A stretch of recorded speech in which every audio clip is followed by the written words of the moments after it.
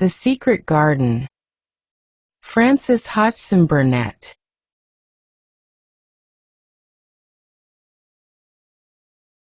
Previously on The Secret Garden. A stormy night awakens Mary, and a mysterious cry in the depths of the manor. Following the sound, she discovers a hidden room and a hidden boy.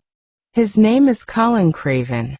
Ill, frightened, and alone, kept out of sight for reasons Mary cannot yet understand.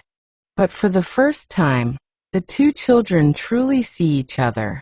And Mary realizes that Misselthwaite holds more secrets than she ever imagined. "No," he answered. "They daren't." "Why?" asked Mary. "Because I should have been afraid you would see me. I won't let people see me and talk me over." "Why?" Mary asked again, feeling more mystified every moment. "Because I am like this always, ill and having to lie down. My father won't let people talk me over either. The servants are not allowed to speak about me. If I live I may be a hunchback, but I shan't live. My father hates to think I may be like him." "Oh, what a queer house this is," Mary said. "What a queer house. Everything is a kind of secret. Rooms are locked up and gardens are locked up in you. Have you been locked up?" "No. I stay in this room because I don't want to be moved out of it. It tires me too much." "Does your father come and see you?" Mary ventured. "Sometimes. Generally when I am asleep. He doesn't want to see me." "Why?" Mary could not help asking again. A sort of angry shadow passed over the boy's face. "My mother died when I was born, and it makes him wretched to look at me. He thinks I don't know, but I've heard people talking. He almost hates me. He hates the garden because she died," said Mary, half speaking to herself. "What garden?" the boy asked. "Oh, just a garden she used to like," Mary stammered. "Have you been here always?" "Nearly always. Sometimes I have been taken to places at the seaside, but I won't stay because people stare at me. I used to wear an iron thing to keep my back straight, but a grand doctor came from London to see me and said it was stupid. He told them to take it off and keep me out in the fresh air. I hate fresh air, and I don't want to go out." "I didn't when first I came here," said Mary. "Why do you keep looking at me like that?" "Because of the dreams that are so real," he answered rather fretfully. "Sometimes when I open my eyes I don't believe I'm awake." "We're both awake," said Mary. She glanced round the room with its high ceiling and shadowy corners and dim firelight. "It looks quite like a dream, and it's the middle of the night, and everybody in the house is asleep, everybody but us. We are wide awake." "I don't want it to be a dream," the boy said restlessly. Mary thought of something all at once. "If you don't like people to see you," she began, "do you want me to go away?" He still held the fold of her wrapper, and he gave it a little pull. "No," he said. "I should be sure you were a dream if you went. If you are real, sit down on that big footstool and talk. I want to hear about you." Mary put down her candle on the table near the bed and sat down on the cushioned stool. She did not want to go away at all. She wanted to stay in the mysterious hidden-away room and talk to the mysterious boy. "What do you want me to tell you?" she said. He wanted to know how long she had been at Misselthwaite.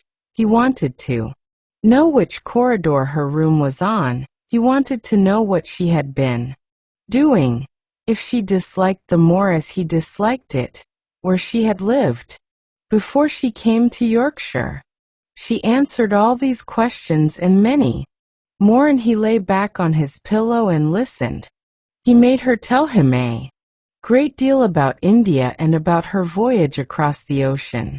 She found out that because he had been an invalid, he had not learned things as other children had. One of his nurses had taught him to read when he was quite little, and he was always reading and looking at pictures in splendid books. Though his father rarely saw him when he was awake, he was given all sorts of wonderful things to amuse himself with. He never seemed to have been amused, however. He could have anything he asked for and was never made to do anything he did not like to do. Everyone is obliged to do what pleases me, he said indifferently.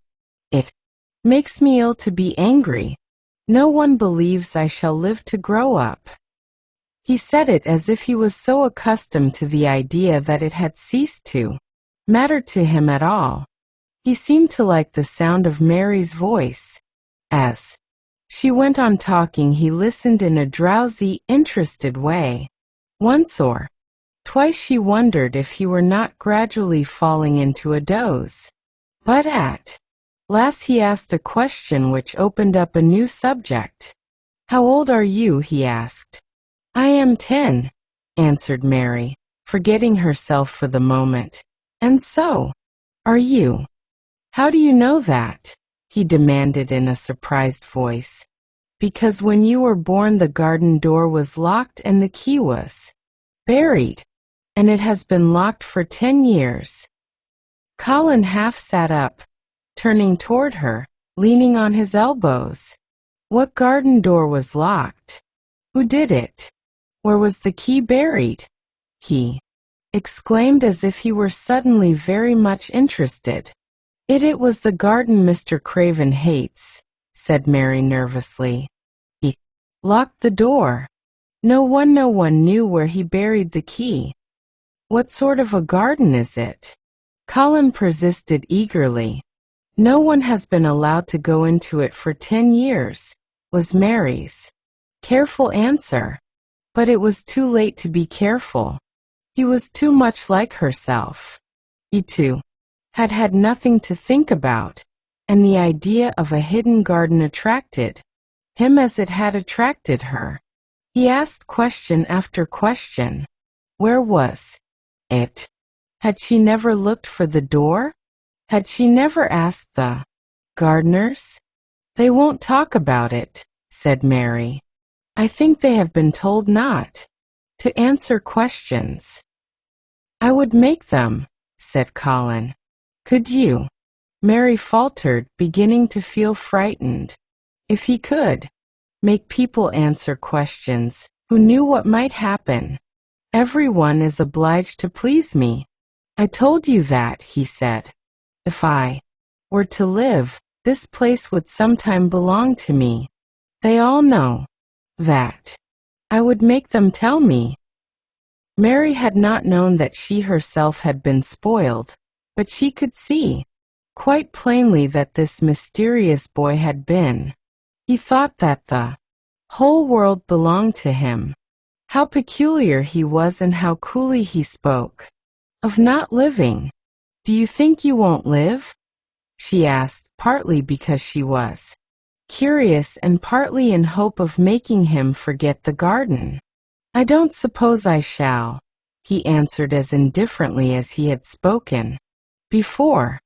"Ever since I remember anything I have heard people say I shan't. At first they thought I was too little to understand, and now they think I don't hear. But I do. My doctor is my father's cousin. He is quite poor, and if I die he will have all Misselthwaite when my father is dead. I should think he wouldn't want me to live." "Do you want to live?" inquired Mary.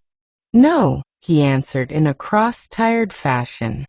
"But I don't want to die. When I feel ill I lie here and think about it until I cry and cry." "I have heard you crying 3 times, Mary said. "But I did not know who it was." Were you crying about that? She did so want him to forget. The garden. I dare say, he answered. Let us talk about something else. Talk about that garden. Don't you want to see it? Yes, answered Mary in quite a low voice. I do, he went on persistently. I don't think I ever really wanted to see anything before, but I want to see that garden. I want the key dug up. I want the door unlocked.